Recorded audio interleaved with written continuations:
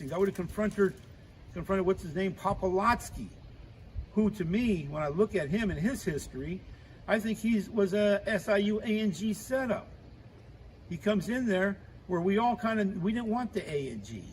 The A&G was, they're dominated by the companies.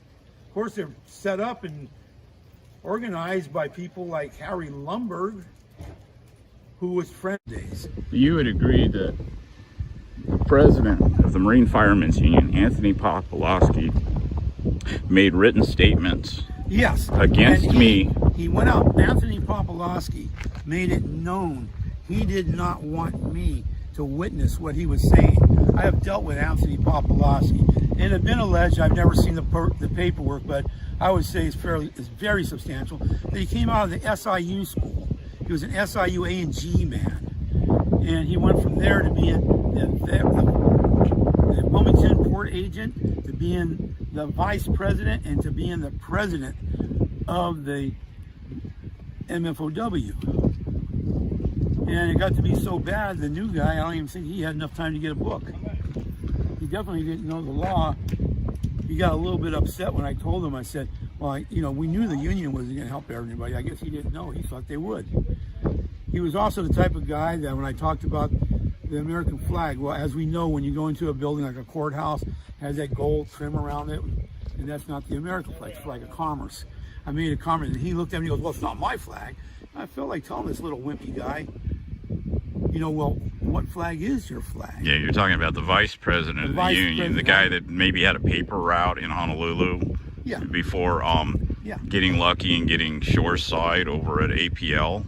Yeah. And then becoming, he witnessed my interview with Anthony Poplawski. Yes. Will he have the moral courage to tell the feds the truth that I did not become agitated or whatever, however it was described? In fact, he initiated what we would call the inappropriate laughing of I've seen the testimony. It's not even real laughing. It's, look, I'm part of it laughing. Yeah. So we were laughing at all the accusations against me because they were truly profoundly absurd funny. And that's the reason that Poplawski didn't want me there, because I would have been there and I'd say, no, excuse me, and I would have pointed out the history of the MFOW. I would have challenged his authority in the MFOW, being that he's of the A&G. I questioned him on the A&G one time. He got real defensive and looked over his shoulder like as if Big Brother was spying on him. He says, well, they're a very good organization. I did challenge him in front of the Bottle Club, and then he went the other way, like most phony people do. Well, it was interesting is that he not only just blew me off, which was anticipated, but he committed to writing libel against me that another witness observed. He said that I became agitated or something like that. Yeah, like you were unstable. I was unstable. If it was that you were unstable and you went into a tyrant, a fit.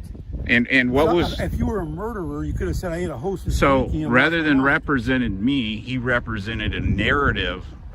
In order to keep the water smooth between the MFOW and Matson Navigation. So right. So he was really representing the interests of Matson Navigation. Yes. Or he would say the interests of the Marine Firemen's Union, and the truth be damned and the law be damned, or my rights be damned, right? Well, when you go to a function and you see the president of a union getting a hug around the shoulders by an SIU A&G guy, you know there's trouble. There's a picture I keep posting on Facebook to demonstrate this to new people. At one of the conventions, Democratic conventions, I've been to a few of them, they didn't like me because I would speak the truth.